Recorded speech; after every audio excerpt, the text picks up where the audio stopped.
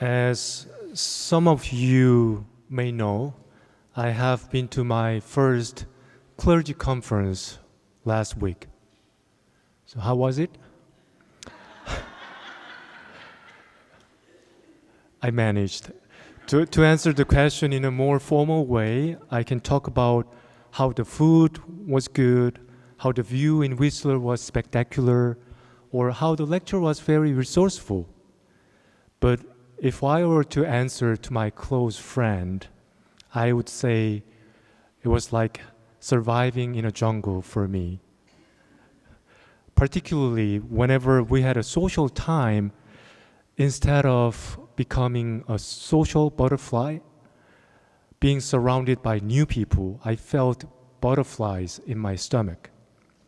So introducing myself, trying to find out a common topic to make the conversation going, remembering people's name, figuring out whether this person is someone with the same feather or not, I felt quite tensed and exhausted while exploring the crowd. On the other hand, I made myself known, met some good people with whom I felt comfortable and friendly, and so seeds are sown, and I'm looking forward to growing the relationship whenever I have a chance to see them again. So butterfly, jungle, same feather, seeds. These are all analogical expressions that capture my experience and can be related to our common experience. Without explaining explicitly, these familiar images deliver my feelings of being awkward or hopeful, tensed or relieved. That is the power of analogy. Analogy is like a window that allows us to see through the other paradigm. So Jesus also used many analogies to explain unknown things in a more familiar way for us. I am the gate. I am the shepherd. You are the sheep. Watch out for the thieves and bandits. Listen to my voice and follow me. As Psalm 23 depicts our relationship with God in a beautiful image of shepherd herding the sheep. The Lord is my shepherd, I shall not in want. He makes me lie down in green pastures and leads me beside still waters. Though I walk through the valley of the shadow of death, I shall fear no evil, for you are with me. Your rod and your staff, they comfort me. Yes, we are like sheep in many ways. Sheep do not have good eyesight, so they cannot find a way on their own. We, human persons, as well, do not see clearly what is truly good for us and easily get distracted by the things right before our eyes. And their legs are too weak to run away from the predators. We also do not have courage or strength to make our ways straight through in times of trials or difficulties. They cannot groom alone and need someone who trims their hair. So are we. We're busy with doing so many things, but how bad are we in taking care of ourselves? So for the sheep, the shepherd must be there living in the prairie or in the valleys all the time with them. They need someone who will guide them to the green, to the water, to the shelter. And there's a very specific way for sheep to follow the shepherd. Since they do not have good sight, they need to rely on their hearing to follow the shepherd. So it is important for them to recognize and remember the shepherd's voice, the one who genuinely cares for them, even to the point of taking his or her own risk to protect them. Of course, this trust grows upon experience. So as the sheep experience each time they're taken care of or saved, followed by the shepherd's calling, they will get to know that their life is deeply tied to the shepherd. Taking this analogy one more further step, Pope Francis, in his homily during the Chrism Mass on Monday, Thursday, 2013, asked priests to become shepherd who smells like the sheep. So priests who are called to tend the sheep must be good shepherds like Jesus. Being a good shepherd means knowing the sheep well and caring the sheep dearly. It's more than taking a role or task, more than exercising power or authority. It is about loving.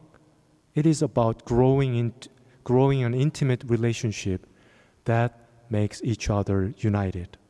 And it only happens when we share our lives deeply together over time. That is what meant by a good shepherd who smells like a sheep. As we have heard from the first and second reading, the disciples who were called by Jesus as his followers at the beginning are now tending others just as Jesus did, encouraging others with hope and living out what Jesus has shown to them. They radically gave away their possessions and make their lives open for others and witness the love of God through their lives. Once a sheep that got easily lost and afraid is now breaking bread, delivering good news, and laying their lives as Jesus did. So the love of the shepherd rubbed off on them so much that they cannot help but living and loving like Jesus. So where do you find yourselves? Maybe you can identify yourselves as a sheep that trusts the shepherd faithfully and follows him. Each moment of life, this sheep would be aware of God's presence and companionship and listen to what he is speaking to them and share one's experience with the shepherd. Or few of us, probably none of us, are like a black sheep,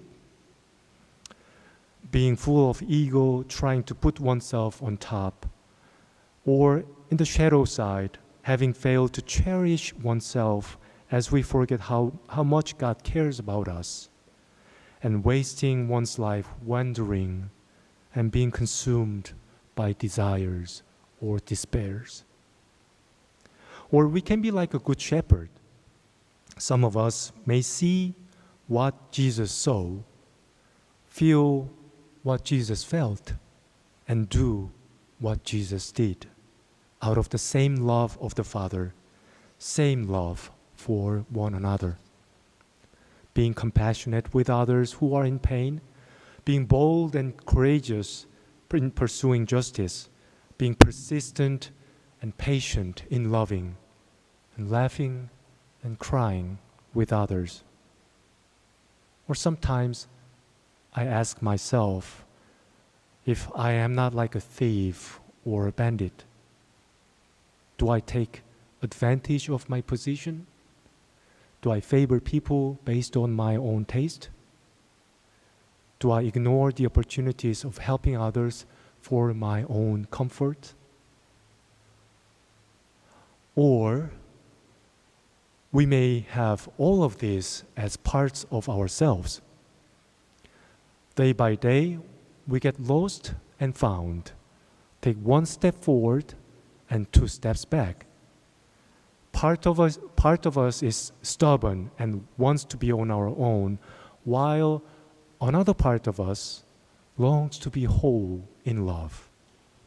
Part of us wants to seek for our own pleasure and comfort, while another part of us finds joy in sharing our lives with those who are less fortunate. For sure, it is not going to be like taking one role in a play once for all. It'll be more like a journey of transformation in the midst of all of these being played out, as we have seen in the examples of the disciples. Remember, throughout the gospel, each disciple at times stumbled upon their own shortcomings and weaknesses in a different way. They understood Jesus in their own way and expected Jesus to walk the path they wanted. And each time when they went astray, they found Jesus calling their name and reaching out his hands for them and bringing them back to the table. And their growth did not come all at once. We have seen that even after they encountered the risen Lord for the first time, they were still hiding behind the locked door out of fear and uncertainty.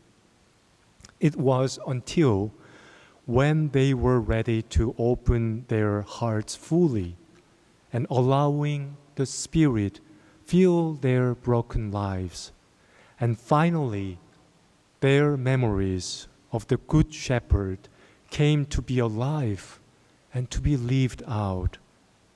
And now they're setting the table on their own and bringing the poor and the marginalized as Jesus did. And in doing so, people at the table, including the disciples, were transformed altogether from strangers into brothers and sisters and children of God. By being a sheep to one another, by becoming a shepherd to one another, they witnessed how good God is, how good His creation is meant to be when we care for each other. And most of all, they witnessed what we are created to be as children of loving Father. So when I see our lives as a journey, personally, I think it really doesn't matter what we are or where we are right now today, because we are still on the way. As long as we do not lose trust in God and hope in God, who is good and merciful, who truly knows us and who dearly loves us.